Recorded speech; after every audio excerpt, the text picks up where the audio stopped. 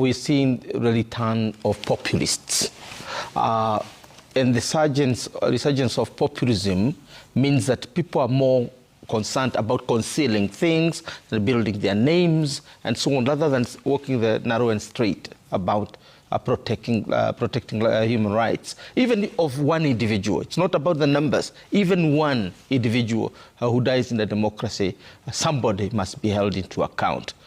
So that is one, and therefore, even globally, you don't find anybody talking about these things the way it used to be talked about. Now, the second point is Kenya itself is harkening back to the 1980s. I have been in this country for a while, and as a Gen Z in the 80s. So we've seen this. This is a deja vu. We've seen this before. And it is not only in Kenya. You remember Steve Biko.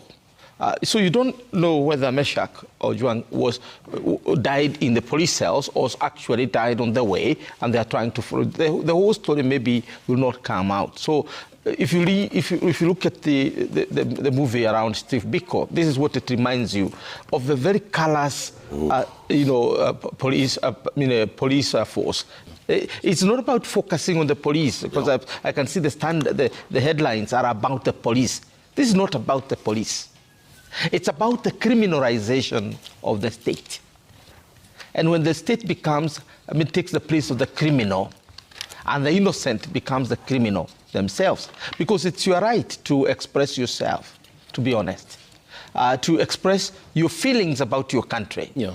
To express your feeling about your neighborhood. To express your feelings about your leadership. So there's nothing criminal about that.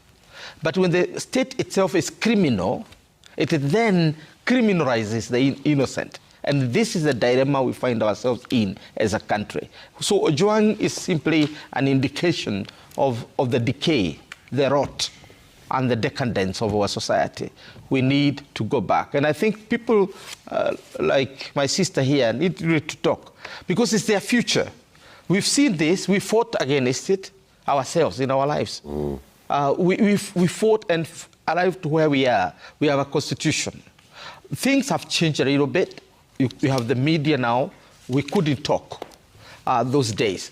I don't know whether Ayub, you know, as a lecturer at the Moi University, I had every morning on Monday, like today, to report to CID to tell them what I'm going to teach. And I used to report to a Momeru in Eldoret. Every Monday, one time I failed to report. They came for me and waited for me at a class. You can ask